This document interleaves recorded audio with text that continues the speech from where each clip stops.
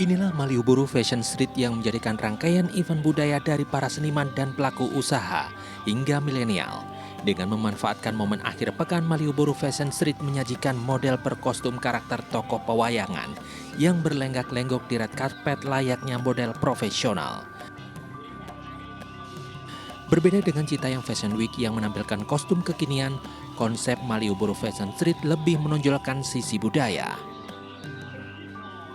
Melestarikan budaya Jogja khususnya dan budaya Jawa pada umumnya. Jadi kita sebagai ikon kota Jogja yang harapannya nanti juga menjadi destinasi wisata belanja di kota Jogja, kita turut andil dalam melestarikan budaya Jogja. Bagus buat wisata yang baru datang kan, buat nyaman gitu. Bagus dari karakternya juga yang lainnya dapat pakainya. Malioboro Fashion Street yang menarik perhatian ratusan wisatawan diharapkan dapat menjadi salah satu hiburan dan ikon wisata di kota Yogyakarta.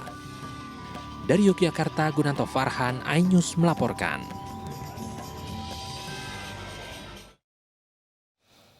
Ya, pemirsa, sementara di Jakarta, pemirsa, fenomena Citayam Fashion Week menarik pengunjung Jakarta Car Free Day pada pagi tadi. Iya, benar sekali Pram, dan pemirsa, ini mereka mengunjungi kawasan Duku Atas yang menjadi lokasi Citayam Fashion Week.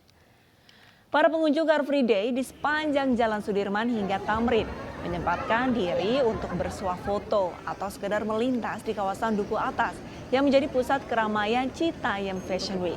Ramainya pengunjung menjadi magnet bagi para pedagang. Mereka memanfaatkannya dengan membuka lapak dagangan di sekitar kawasan Duku Atas seperti di Jalan Talang Betutu dan Jalan Pelaci.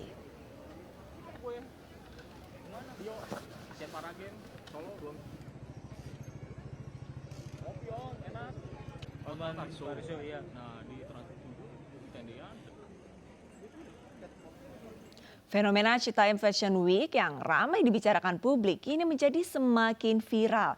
Bahkan tadi malam pengunjung semakin ramai hingga petugas terpaksa membubarkan kerumunan karena melewati batas jam malam.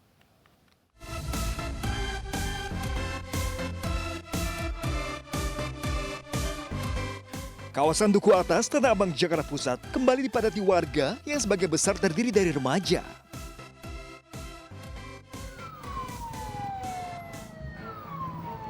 Tepat pukul 22 waktu Indonesia bagian Barat, petugas Satpol PP dari Dinas Perhubungan DKI Jakarta membunyikan sirine dan ajakan kepada para pengunjung untuk membubarkan diri. Keramaian ini setelah gelaran Citayam Fashion Week menjadi viral di media sosial. Selain melewati batas jam malam, kegiatan ini juga menyebabkan kemacetan di kawasan Duku Atas. Menanggapi fenomena ini, Wakil Gubernur DKI Jakarta Ahmad Riza Patria menegaskan Citayam Fashion Week bisa dibubarkan jika melanggar aturan. Wagub mengimbau agar kegiatan tersebut tidak lagi digelar di zebra cross yang notabene untuk para penyeberang jalan. Selain mengganggu arus lalu lintas, pemakaian zebra cross juga telah merampas hak para pejalan kaki. Kita akan mencoba mencarikan tempat yang terbaik bagi anak-anak kita yang ingin terus melaksanakan Fashion Week tersebut. Umpamanya bisa saja di Plaza Selatan depan sini. Itu kan enak, tempatnya lebar ya kan, ada tribunnya kan. Bisa duduk di situ, tidak mengganggu ketertiban umum, tidak mengganggu yang jalan, yang nyebrang, mobil juga tidak terganggu. Mudah-mudahan nanti kita carikan. Sementara itu, tim patroli perintis presisi Polda Metro Jaya juga mengamankan 2 orang pelaku pungli parkir kepada pengunjung di kawasan Sudirman. Penangkapan karena pengunjung mengeluhkan adanya pungli mencapai Rp15.000 dan akan diancam diusir pelaku dari lokasi. Petugas pun mengamankan uang tunai total Rp700.000. Kita dapati 2 pemuda diduga melakukan pungli. Setelah kita lakukan interogasi, benar bahwa dia melakukan pungli di sepanjang jalan Sudirman ini. Untuk kisaran parkirannya itu mereka mematok harga ya 10 sampai 15.000. Kedua pelaku yang berhasil diamankan langsung dibawa petugas ke Mapolsek Tanah Abang untuk ditangani lebih lanjut. Dari Jakarta, Tim Liputan iNews melaporkan. Magelang, Jawa Tengah, pemirsa, warga menyambut Hari Anak dengan mengikuti festival Tresno Dolanan. Iya, benar sekali Pram. Festival ini mengajak anak-anak belajar membuat wayang serta memainkannya.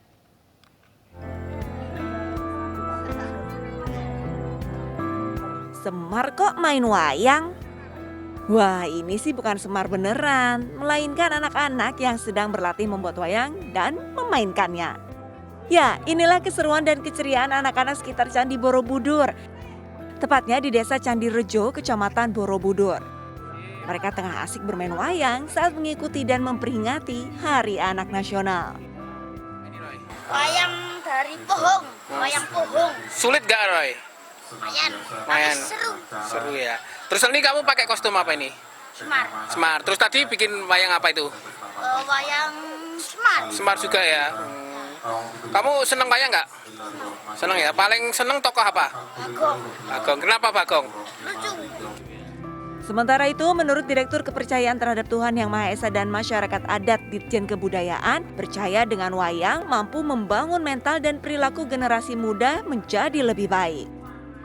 Selain itu pula membangun generasi muda khususnya anak-anak untuk lebih mencintai wayang dengan beberapa karya, ada wayang kertas, wayang burung, wayang pring. Nah, di situ yang ide dan gagasannya dari beberapa desa di kawasan Borobudur ini yang jelas lebih memudahkan rasa cinta terhadap wayang tersebut. Festival Dolanan diselenggarakan guna melestarikan nilai-nilai kearifan lokal. Dalam menyambut Hari Anak Nasional, diharapkan anak-anak Indonesia masa kini dapat mencintai wayang, sehingga regenerasi pelestarian adat dan budaya dapat terus terjaga. Dari Magelang, Jawa Tengah, Puji Hartono, Ainis melaporkan. Masih dalam rangka perayaan Hari Anak, kalau di Magelang ada Festival Dolanan. Kalau di Jakarta ini ada Lomba Reporter Cilik di Perpustakaan DKI Jakarta di Taman Ismail Marzuki. Dan langsung saja kita sapa, ada Camar Hainda di sana, pemirsa. Camar, ada kegiatan apa saja pagi hari di sana? Silakan Camar. Ya baik, selamat siang Pram, Arlista dan juga pemirsa. Kalau tadi di Magelang dalam rangka Hari Anak Nasional ada kegiatan dolanan, di Jakarta ada kegiatan seminar dan juga lomba bagi reporter cilik yang diselenggarakan oleh Dinas Perpustakaan DKI Jakarta bekerja sama dengan komunitas dari Fun Garden of Literasi. Nah, uniknya Arlista, Pram dan juga pemirsa, ini kegiatan reporter ini tidak diikuti oleh reporter seperti saya, tapi diikuti oleh anak-anak usia dari 9 hingga dengan 14 tahun atau anak-anak usia SD. Pemantauan kami dari tadi pagi, ini anak-anak sudah datang didampingi oleh orang tuanya dan cukup bersemangat begitu, dan kami juga memantau ini kegiatan yang saat ini sedang berlangsung adalah pemberian materi yang langsung diberikan oleh jurnalis profesional terkait dengan kaidah-kaidah jurnalistik, kemudian juga bagaimana cara menulis naskah berita 5W1H, mulai dari apa, kapan, di mana, siapa, mengapa. Jadi Arlista, Pram dan juga pemirsa, ini saya serasa belajar kembali begitu. Dan tepat di belakang saya, Arlista dan juga pemirsa, ini mereka sedang diberikan pengarahan terkait dengan cara menulis berita, kemudian juga teknik-teknik pengambilan gambar secara sederhana, dan nantinya ketika setelah selesai pemberian materi, maka anak-anak ini juga akan diberikan kesempatan untuk bisa melakukan kegiatan jurnalis sederhana seperti mewawancari dan juga mengemas berita dan live report. Kita akan nantikan apakah bisa lebih baik dari saya yakin bisa nih. Kita nantikan, Arlista dan juga Pram. Ya, seru sekali rekan Camar. Terima kasih rekan Camar dan selamat bertugas kembali pemirsa. Tadi sudah ramai ada di Jakarta Hari Anak Nasional, tadi juga di Magelang juga ada kegiatan. Nah, ini kita ke Depok pemirsa, tempat yang ramai dikunjungi juga ada di alun-alun Depok. Sudah rekan Rizka Dior lagi di Panji Tebing. Halo, selamat pagi rekan Rizka Dior. Lagi apa nih? Seru nggak? Susah nggak di sana? Silakan Rizka. Video.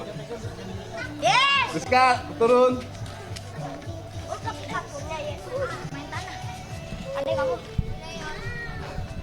Thank you Bang. Nah, Pram, Arlista dan juga pemirsa, nggak nyangka nih, saya tadi keasikan bermain di alun-alun kota Depok.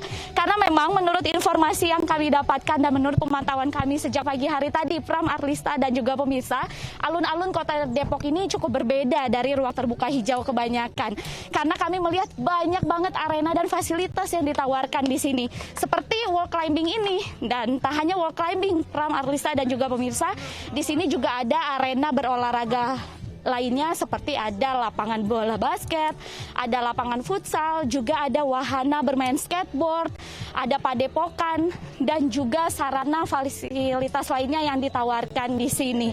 Nah, menurut informasi yang kami dapatkan juga nih Pram, Arlista dan juga pemirsa, alun-alun Kota Depok ini memang pantas dijadikan kebanggaan bagi warga setempat. Karena di lahan sebesar 3,9 hektar ini, bahkan menurut informasi yang kami dapatkan hingga pukul 10 pagi hari tadi ada sekitar 8.400 pengunjung yang sudah datang ke alun-alun Kota Depok ini. Nah, untuk mengetahui seperti apa sih keseruan bermain atau berolahraga di alun-alun Kota Depok ini, saya akan mengajak Pram, Arlista dan juga pemirsa berbincang dengan salah satu adik-adik yang sudah ikut latihan wall climbing ini dari tadi pagi. Halo, dengan siapa? Andro, Kak. Andro, oke. Andro, ini usianya berapa sih? 10 tahun. 10 tahun, oke. Andro, ini kan aku lihat rame ya bareng teman-teman semuanya ikut kegiatan wall climbing ini. Kalau boleh tahu kenapa sih tertarik dengan wall climbing?